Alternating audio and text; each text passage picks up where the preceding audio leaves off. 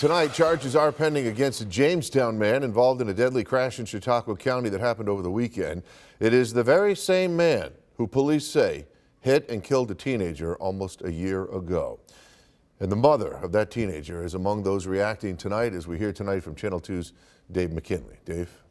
And so, too, is the district attorney in Chautauqua County, Scott, who says he can understand the shock and outrage after another incident involving this driver, whose case in the incident that you mentioned is still pending.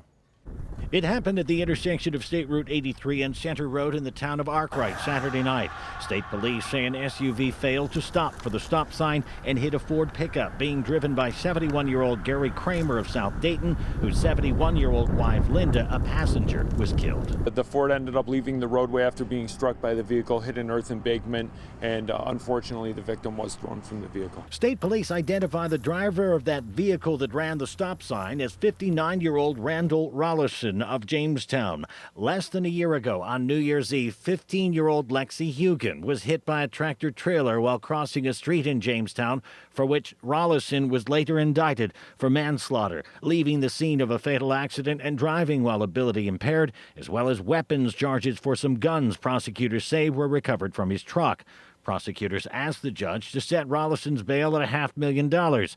But under the state's bail reform laws, the judge had to set the least restrictive bail, of which defendants can be released by posting 10% of it. In this case, it was about $17,000. We have to get to a place where we can, get Albany to listen to us. Community members staged a protest when Rollison made bail. They were joined by Lexi's mother, who I spoke with a short time ago, and who says Rollison being involved in another fatal accident, as the previous case against him involving her daughter remains pending, is like rubbing salt into a fresh wound. And then he went and did this to someone else.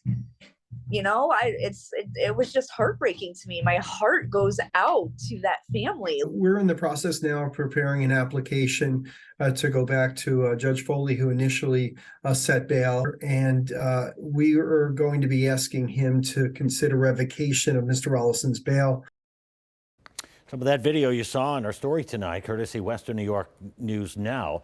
As of this afternoon, Rollison was still hospitalized for injuries he sustained and still faces surgery. Now, that's according to state police, who say because of that, they can't issue tickets at this time, which is part of why Rollison has yet to be charged in this latest incident.